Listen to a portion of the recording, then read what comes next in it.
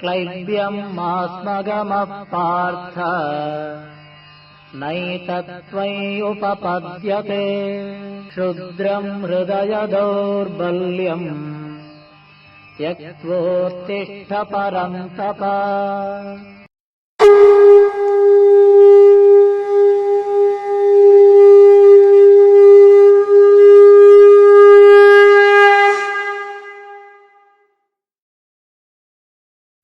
द्रोणम् च भीष्मम् च जयद्रथम् च कर्णम् तथान्यानपि योधवीरान्। द्रोणम् च भीष्मम् च जयद्रथम् च कर्णम् तथान्यानपि योधवीरान्। मया हतांस्त्वम् जहिमा व्यतिष्ठा युध्यस्व जेतासि रणे सपत्नान्। मया हतांस्त्वम् जहिमा व्यतिष्ठा युध्यस्व जेतासि रणे सपत्नान्। द्रोणम् च भीष्मम् च जयद्रथम् च कर्णम् तथान्यानपि योधवीरान्। मया हतांस्त्वम् जहिमा व्यतिष्ठा युध्यस्व जेतासि रणे सपत्नान्। द्रोणम् च भीष्मम् च जयद्रथम् च कर्णम् तथान्यानपि योधवीरान्। मया हतांस्त्वम् जहिमा व्यतिष्ठा युध्यस्व जेतासि रणे सपत्नान्। संजय उवाच संजय उवाच एतच्छ्रुत्वा वचनं केशवस्य एतच्छ्रुत्वा वचनं केशवस्य कृताञ्जलिर्वेपमानः किरीटी कृताञ्जलिर्वेपमानः किरीटी नमस्कृत्वा भूय एवाह कृष्णम् नमस्कृत्वा भूय एवाह कृष्णम् सदद्गदम् भीतः प्रणम्य सगद्गदम् भीतः प्रणम्य एतच्छ्रुत्वा वचनं केशवस्य कृताञ्जलिर्वेपमानः किरीटी एतच्छ्रुत्वा वचनं केशवस्य कृताञ्जलिर्वेपमानः किरीटी नमस्कृत्वा भूय एवाह कृष्णम् सदद्गदम् भीतः प्रणम्य नमस्कृत्वा भूय एवाह कृष्णम् सगद्गदम् भीतः प्रणम्य एतच्छ्रुत्वा वचनं केशवस्य कृताञ्जलिर्वेपमानः किरीटी नमस्कृत्वा भूय एवाह कृष्णम् सदद्गदम् भीतः प्रणम्य एतच्छ्रुत्वा वचनं केशवस्य कृताञ्जलिर्वेपमानः किरीटी नमस्कृत्वा भूय एवाह कृष्णम् सगद्गदम् भीतः प्रणम्य। अर्जुन उवाच अर्जुन उवाच स्थाने हृषीकेश तव प्रकीर्त्या स्थाने हृषीकेश तव प्रकीर्त्या जगत्प्रहृष्यत्यनुरज्यते च जगत्प्रहृष्यत्यनुरज्यते च रक्षांसि भीतानि दिशो द्रवन्ति रक्षांसि भीतानि दिशो द्रवन्ति सर्वे नमस्यन्ति च सिद्धसङ्घाः सर्वे नमस्यन्ति च सिद्धसङ्घाः स्थाने हृषीकेश तव प्रकीर्त्या जगत्प्रहृष्यत्यनुरज्यते च स्थाने ऋषिकेश तव प्रकीर्त्या जगत्प्रहृष्यत्यनुरज्यते च रक्षांसि भीतानि दिशो द्रवन्ति सर्वे नमस्यन्ति च सिद्धसङ्घाः रक्षांसि भीतानि दिशो द्रवन्ति सर्वे नमस्यन्ति च सिद्धसङ्घाः स्थाने हृषीकेश तव प्रकीर्त्या जगत्प्रहृष्यत्यनुरज्यते च रक्षांसि भीतानि दिशो द्रवन्ति सर्वे नमस्यन्ति च सिद्धसङ्घाः स्थाने हृषीकेश तव प्रकीर्त्या जगत्प्रहृष्यत्यनुरज्यते च रक्षांसि भीतानि दिशो द्रवन्ति सर्वे नमस्यन्ति च सिद्धसङ्घाः कस्माच्च तेन न मेरन्महात्मन् कस्माच्च तेन न मेरन्महात्मन् गरीयसे ब्रह्मणोऽप्यादिकर्त्रे गरीयसे ब्रह्मणोऽप्यादिकर्त्रे अनन्तदेवेश जगन्निवास अनन्तदेवेश जगन्निवास त्वमक्षरं सदसत्तत्परै यत् त्वमक्षरं सदसत्तत्परै यत् कस्माच्च तेन न मेरन्महात्मन् गरीयसे ब्रह्मणोऽप्यादिकर्त्रे कस्माच्च तेन न मेरन्महात्मन् गरीयसे ब्रह्मणोऽप्यादिकर्त्रे अनन्तदेवेश जगन्निवास त्वमक्षरं सदसत्तत्परै यत् अनन्तदेवेश जगन्निवास त्वमक्षरं सदसत्तत्परै यत् कस्माच्च तेन न मेरन्महात्मन् गरीयसे ब्रह्मणोऽप्यादिकर्त्रे अनन्तदेवेश जगन्निवास त्वमक्षरं सदसत्तत्परै यत् कस्माच्च तेन न मेरन्महात्मन् गरीयसे ब्रह्मणोऽप्यादिकर्त्रे अनन्तदेवेश जगन्निवास त्वमक्षरं सदसत्तत्परै यत् त्वमादिदेवः पुरुषः पुराणः त्वमादिदेवः पुरुषः पुराणः त्वमस्य विश्वस्य परन्निधानम् त्वमस्य विश्वस्य परन्निधानम् वेत्तासि वेद्यं च परं च धाम वेत्तासि वेद्यं च परं च धाम त्वया ततं विश्वमनन्तरूपा त्वया ततं विश्वमनन्तरूप त्वमादिदेवः पुरुषः पुराणस्त्वमस्य विश्वस्य परन्निधानम् त्वमादिदेवः पुरुषः पुराणस्त्वमस्य विश्वस्य परन्निधानम् वेत्तासि वेद्यं च परं च धाम त्वया ततं विश्वमनन्तरूपा वेत्तासि वेद्यं च परं च धाम त्वया ततं विश्वमनन्तरूप त्वमादिदेवः पुरुषः पुराणस्त्वमस्य विश्वस्य परन्निधानम् वेत्तासि वेद्यं च परं च धाम त्वया ततं विश्वमनन्तरूपा त्वमादिदेवः पुरुषः पुराणस्त्वमस्य विश्वस्य परन्निधानम् वेत्तासि वेद्यं च परं च धाम त्वया ततं विश्वमनन्तरूप वायुर्यमोऽग्निर्वरुणः शशाङ्कः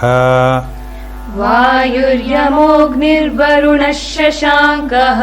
प्रजापतिस्त्वं प्रपितामहश्च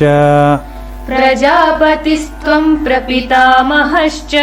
नमो नमस्तेऽस्तु सहस्रकृत्वः नमो नमस्तेऽस्तु सहस्रकृत्वः पुनश्च भूयोऽपि नमो नमस्ते पुनश्च भूयोऽपि नमो नमस्ते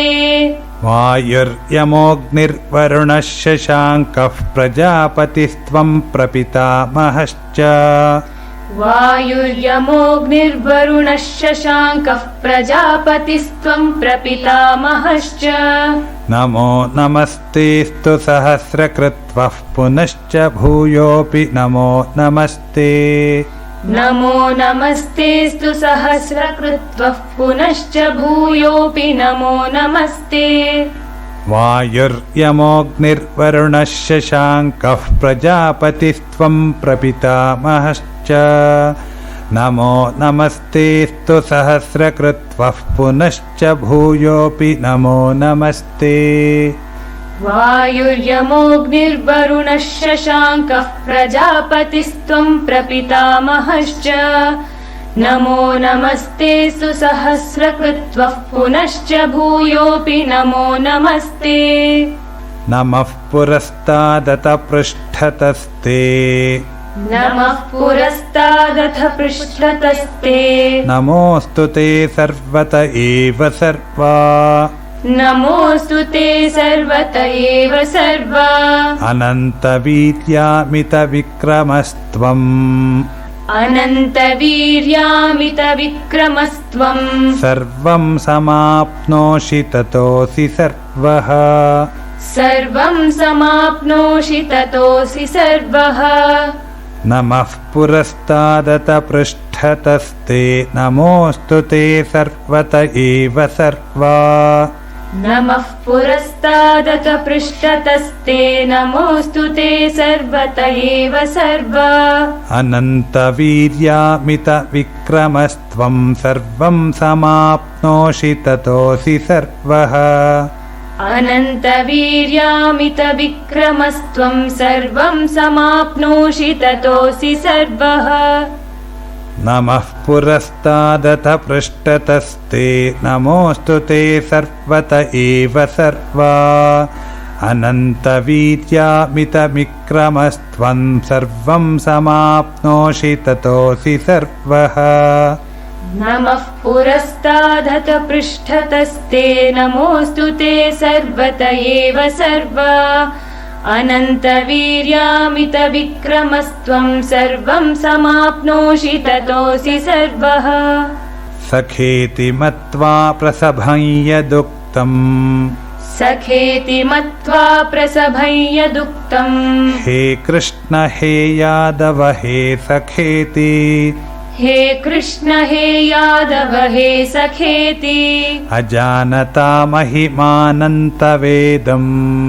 अजानता महिमानन्तवेदम् मया प्रमादात् प्रणयेन वापि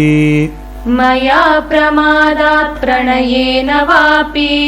सखेति मत्वा प्रसभं यदुक्तं हे कृष्ण हे यादव हे सखेति सखेति मत्वा प्रसभं यदुक्तं हे कृष्ण हे यादव हे सखेति अजानता महिमानन्तवेदं मया प्रमादात् प्रणयेन वापि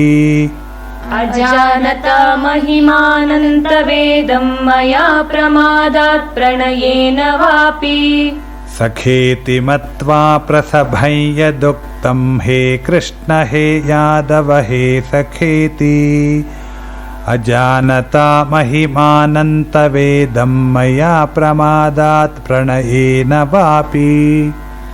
सखेति मत्वा प्रसभं यदुक्तं हे कृष्ण हे यादव हे सखेति अजानता महिमानन्तवेदं मया प्रमादात् प्रणयेन वापि यच्चावहासार्थमसत्कृतोऽसि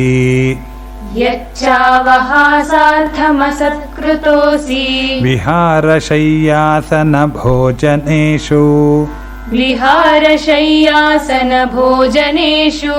एकोऽथवाप्यच्युत तत्समक्षम् एकोऽथवाप्यच्युत तत्समक्षम् तत्क्षामये त्वामहमप्रमेयम्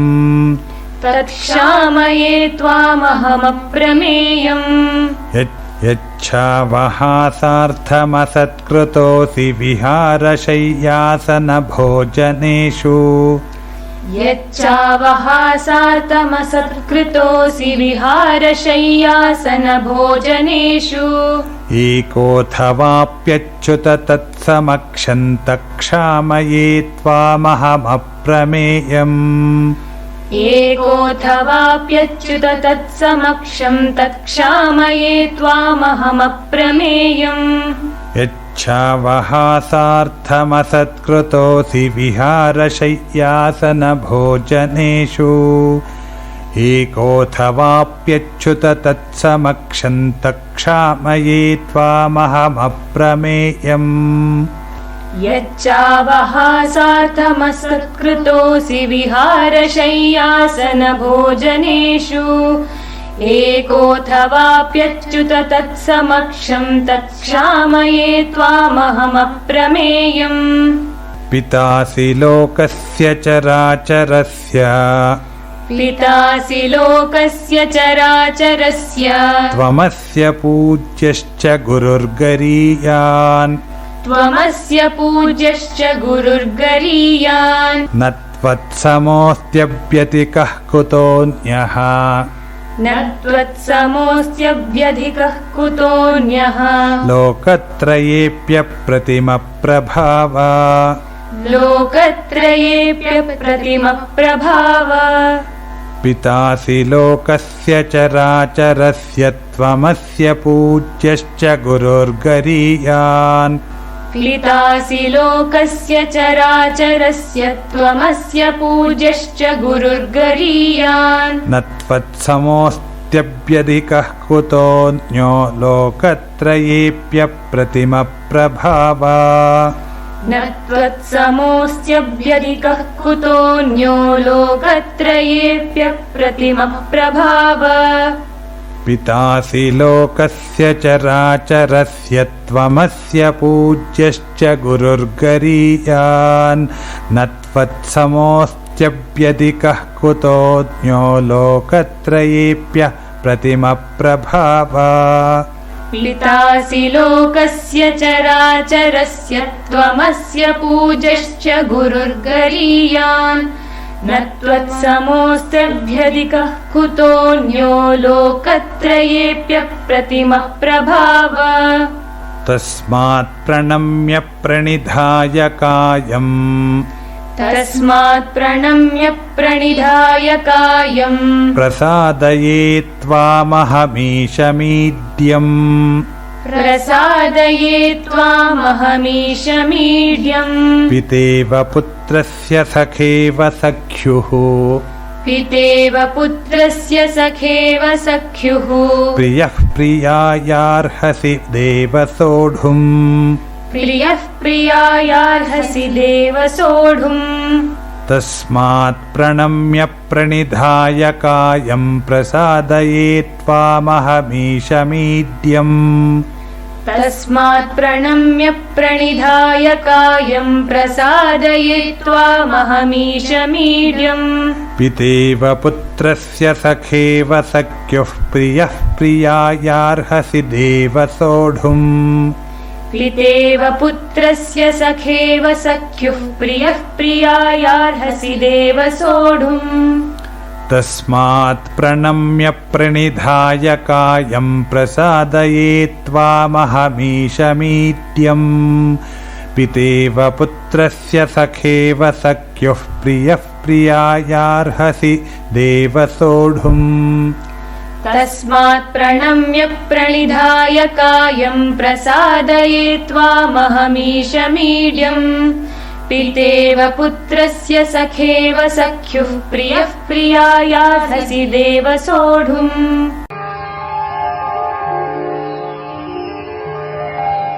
द्रोणम् च भीष्मम् च जयद्रथम् च कर्णम् तथान्यानपि योधवीरा मया हतान् स्वम् जहिमा व्यतिष्ठ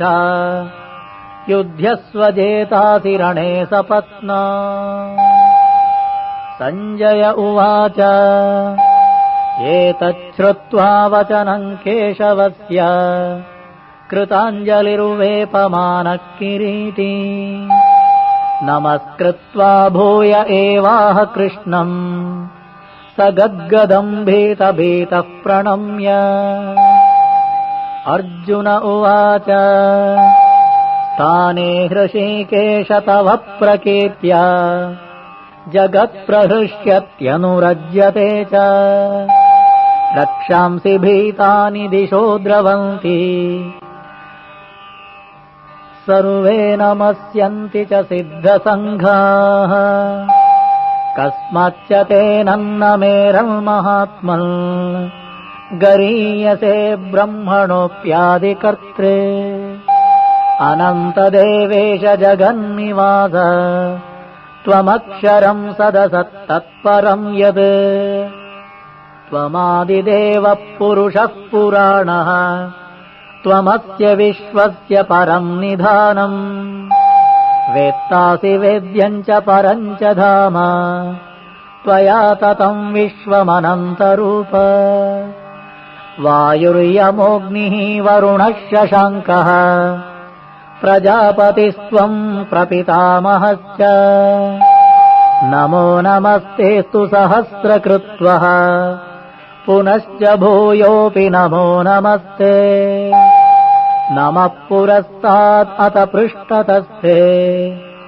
नमोऽस्तु ते सर्वत एव सर्व अनन्तवीर्यामितविक्रमस्त्वम् सर्वम् समाप्नोषि ततोऽसि सर्वः सखेति मत्वा प्रसभम् यदुक्तम् हे कृष्ण हे यादव हे सखेति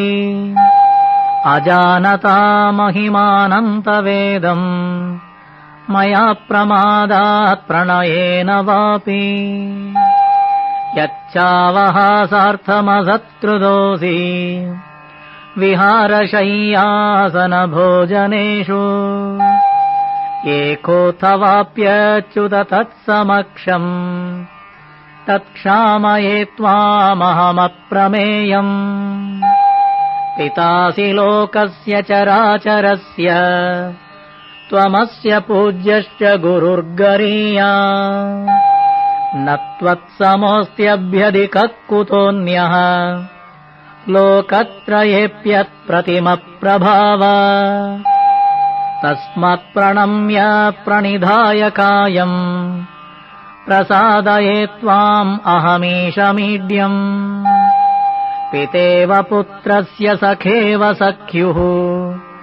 प्रियः प्रियायार्हसि देव सोढुम्